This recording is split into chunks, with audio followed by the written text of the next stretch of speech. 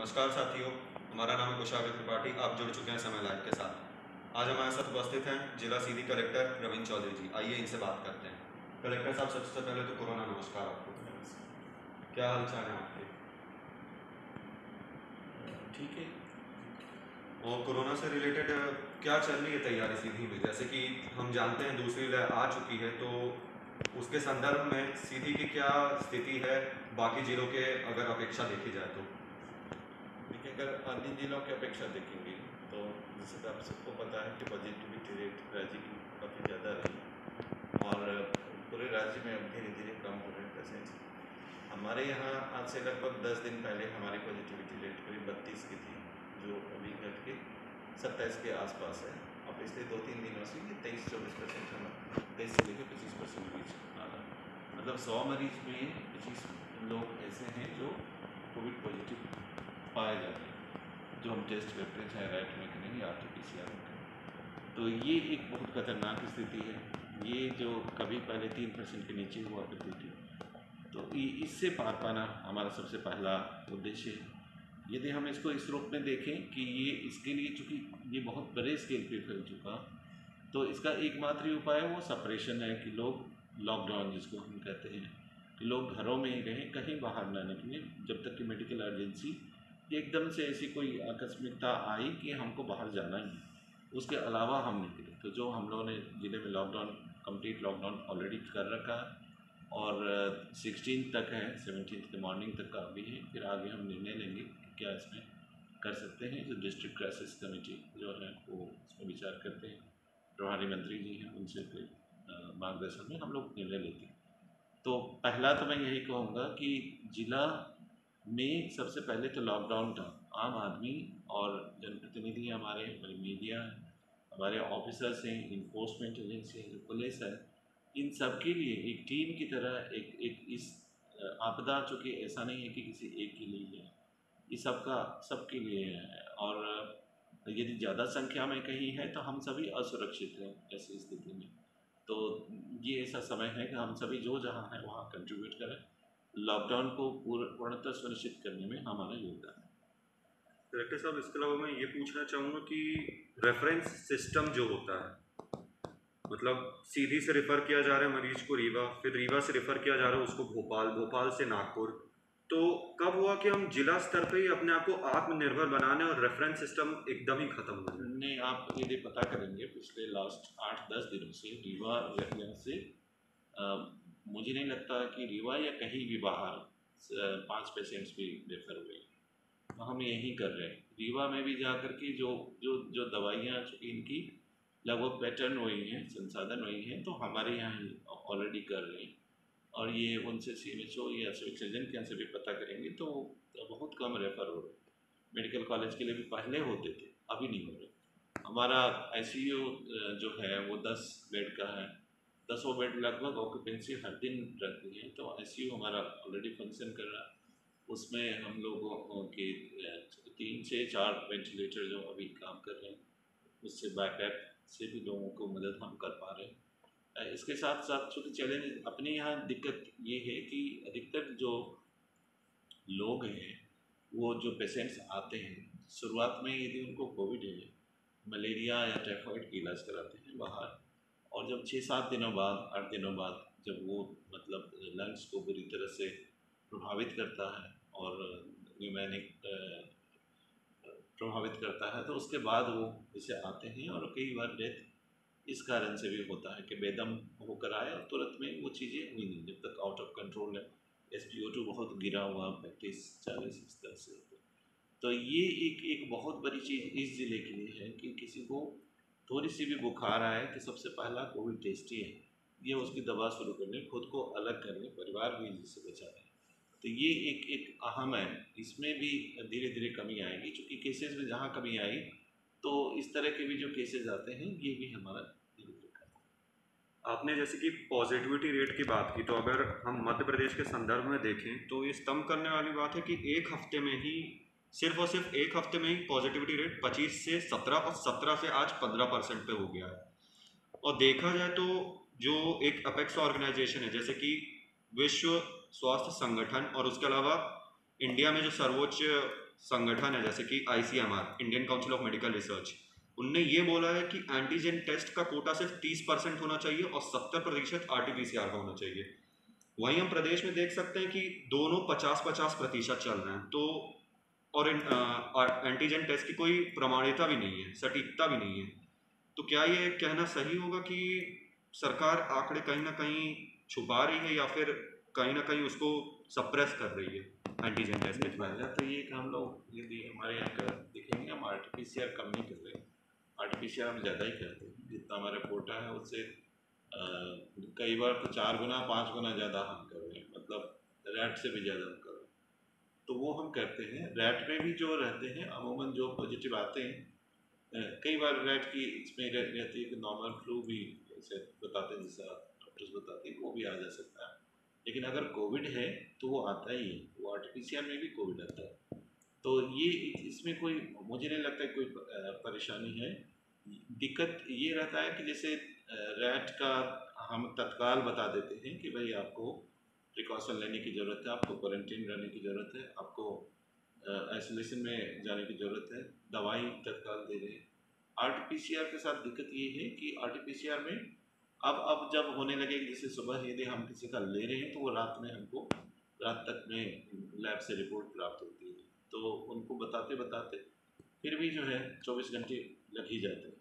और या रात यदि जिनका दोपहर बाद में ले रहे हैं सैंपल्स, उनको फिर 24 घंटे बाद मान चलिए नेक्स्ट डे होता।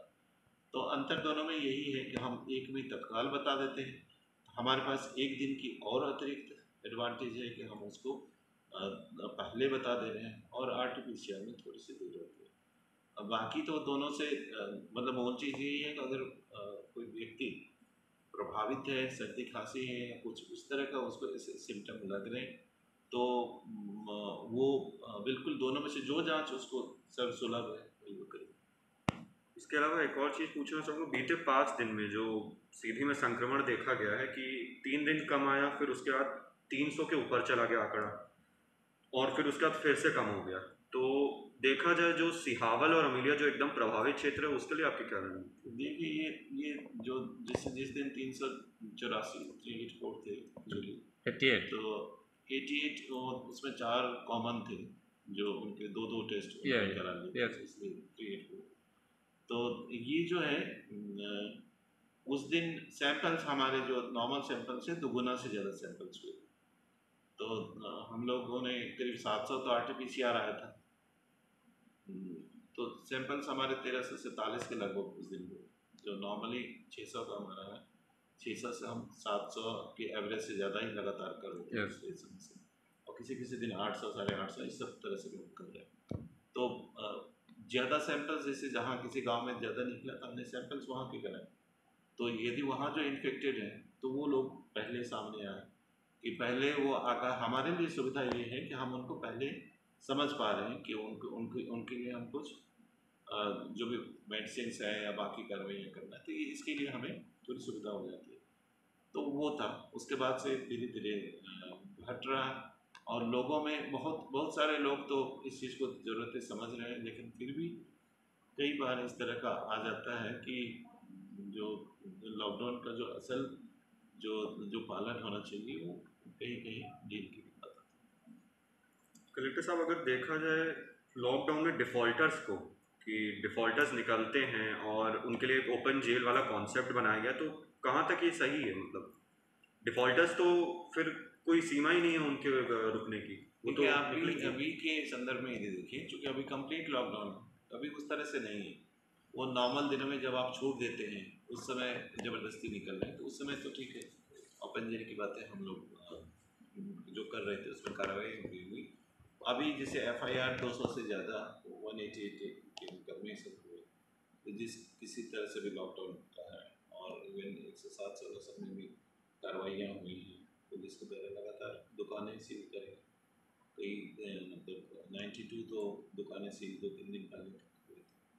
तो ये चीज़ें कर रहे हैं। देखिए मूल चीज़ ये है कि ज़रूरत तो है, हम भी समझ रहे हैं, तकलीफ भी होती है, लेकिन ये ऐसा समय है कि हम स्वस्थ रहेंगे तभी हम बाकी चीज़ें कर सकते हैं। तो ये सबसे ज़्यादा ज़रूरी इस चीज़ को समझना है कि हमें ये कष्ट सभी के लिए, मेरे जी लिए भी है, बिल्कुल। हमारे लिए भी कई सारी चीज़ें हमारे पास नहीं जी जी। तो, लेकिन आम लोगों का भी हम समझते हैं। तो ये इस पीरियड में यदि लॉकडाउन को हमने सही सही ढंग से कर लिया तो बहुत जल्दी हम तेज़ी से गिरावट महसूस करेंगे और फिर आगे के दिन हमारे लिए बेहतर। सर जैसे अभी मध्य प्रदेश शासन ने आवासीय प्रवासी मजदूरों के लिए कुछ फैसिलिटी उपलब्ध करा रही, तो क्या जिला स्तर में जो मजदूर हैं उनके लिए क्या? देखिए जिला स्तर पे तो पहला तो ये है कि जो प्रवासी लौट रहे हैं मनरेगा जॉब कार्ड जी जी। यदि नहीं है तो वो बनवा लें, जी जी। जिससे जिला पंचायत को भी कर देता है जी जी। और जैसे उनके हैं तो उनको मिल सकते हैं। लेकिन इसमें भी एक प्रिकॉशन है कि जिन पंचायतों में ज़्यादा केसेस हैं कोविड के, तो वहाँ मनरेगा में भी काम करना खतरनाक है। अगर एक भी पॉजिटिव है तो वो कई में संक्रमित कईयों को कर सकते हैं। तो ये दोनों ही पहलू हैं। तो अभी हमारे लगभग 260-65 गांव प्रभावित है संक्रमित, या 270 के लगभग होंगे।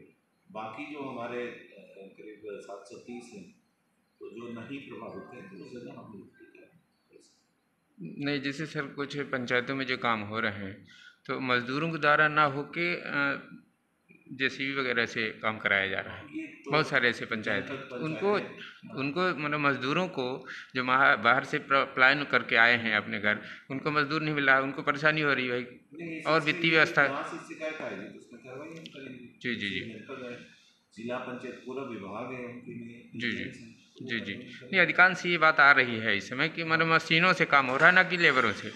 दूसरी बात ये निवेदन करना था सर कि जैसे पहले पूर्व में 2020 में जो लॉकडाउन हुआ था उसमें जो भी बाहर से लोग आते थे मजदूर काम करके, श्रमिक, उनको क्वारंटाइन कर दिया जाता था 14 दिन के लिए, कहीं ना कहीं स्थान सुनिश्चित किया जाता था। अगर ये होता तो ऐसा मुझे लगता है कि इस नहीं तरह कोरोना न फैलता। इसका दूसरा पहलू है। जी जैसे लास्ट ईयर भी जब हुआ तो एक जिले में इसी तरह से एक हॉल में कर दिया था, तो एक संक्रमित थे, उससे 72 लोग संक्रमित थे। जी वो उसी तरह का रिस्क है। यदि वो व्यक्ति अपने घर में जाकर रह रहा है, क्वारंटाइन रह रहा है, तो इसमें कोई दिक्कत नहीं। जी आज के डेट में सारे ग्राम पंचायतों में क्वारंटाइन करने की सुविधा है जी और कुछ जगह रह भी रहे हैं, लेकिन उतनी बड़ी संख्या में नहीं। जी जी पिछली बार कोरोना के बारे में इतनी चीज़ें पता भी नहीं थी, जो लोग आ रहे थे सबको लोग रह रहे थे। उसी टाइम 1600-1700 लोग थे, जी जो हमें ध्यान है, लेकिन इस तरह से फैला नहीं था। जी जी ये जो है ये इतनी तेज़ी से फैलता है, इतनी जी तेज़ी से ये मतलब तुरंत अपने आप को मल्टीप्लाई करता है जी जी कि वो मुश्किल है। यदि मान लीजिए कि जैसे आप किसी को 50 लोगों को या 100 लोगों को हमने क्वारंटाइन एक जगह कर दिया, यदि एक को भी है तो 100 तो पहले ही हो जाता। जी जी तो इसलिए भी नहीं है।